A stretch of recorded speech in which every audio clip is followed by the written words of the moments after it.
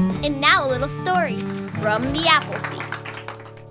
There was once a time and a place where people could open up their chests like this and show each other their hearts. And they did it on a regular basis. They would ask each other, "How is your heart? How are you feeling? If you can't say, let me see what's inside." And so they would open up their chests and show each other their hearts. And you could see, was it beating strong or was it a little sluggish that day? Was it a nice rich color or was it bruised? How about the shape? And then they would talk and they would care for each other.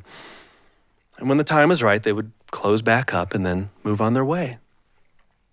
And in a way, they formed great community of care with each other. Well, there was a woman at that time who gained a reputation as having the most beautiful heart in the world. And she got that reputation because as she traveled from town to town, from holler to holler, to canyon, maybe she came out here, she would meet with people and not just look at their hearts, but also care for them. She might see that there was a part that had a little scab over it or bruised, and she would talk about what had happened, and then she would just reach right into their cavity there and take that hurt part of their heart between her fingers and rub it until it came off of there. And then she'd put that hurt part right onto her heart and take some of the strong bit of her heart that was left and pull a little bit off and put it right there. Now you'll carry part of me and I'll carry part of you. And no matter how much we hurt, we'll always have that bond.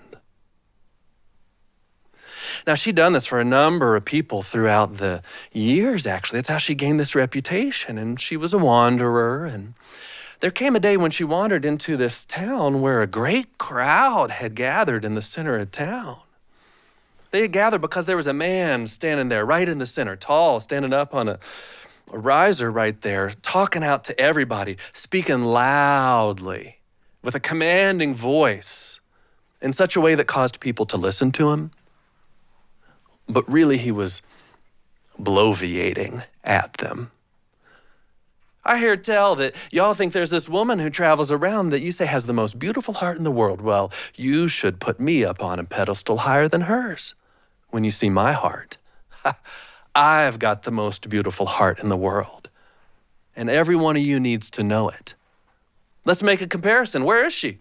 Bring her right up here. We'll put our hearts right next to each other and look at them, and you'll tell us who has the most beautiful heart in the world." And as I said, it just so happened that she had made her way to the back of that crowd to see if there was work to do in this town, and someone turned and recognized her because they had helped her through a problem. Here she is right here. It's her. And that caused someone else to turn and say, "That is her. I carry part of her with me too. I know her. I recognize her. Here she is." And more people called, "Here she is." And the crowd parted and she was brought right up to the very front. It took her some time. She was old. And when she got there, that man looked down and he laughed. "Her? This is the one that you all say has the most beautiful heart in the world? Not possible. Old woman, open up your chest and let me see your heart."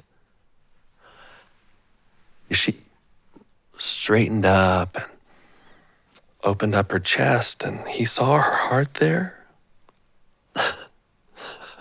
This is gonna be easy.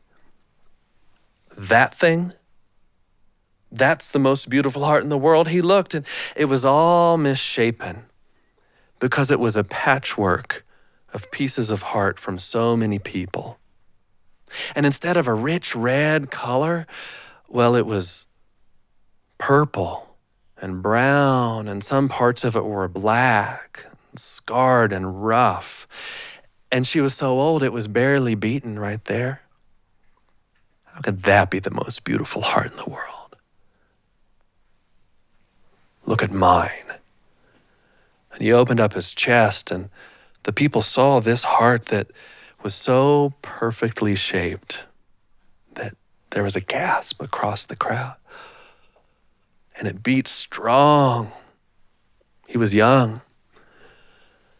And it was just a rich red color that everybody thought it should look like. And as he was standing tall and they were all admiring it, well, that old woman, she just reached right up in there and took it in her hand and felt around to the back side, to the very far reach of it where she was pretty sure, there it is. A piece of his heart that he'd hidden even from himself. A scarred part that she worked off and took from his heart and put onto hers, taking a part of hers and reaching up to replace that scar that had been formed there because of pride, because of ego. And as soon as she placed it in and smoothed it out, he breathed as if almost for the first time. And he looked around and saw all these people looking at him. And now that he carried part of her heart, it was as if they were all breathing together. And instead of putting him up on a pedestal, they welcomed him in because they'd all now had this bond together. A bond connected to the heart of that woman. Where was she? They looked around, but she was gone. Because as they were welcoming him into their community, she had made her way off to do more work somewhere else. She had work yet to do and heart to do it. And even though she couldn't be seen, the stories were continued to be told that she was the woman who indeed had the most beautiful heart in the world.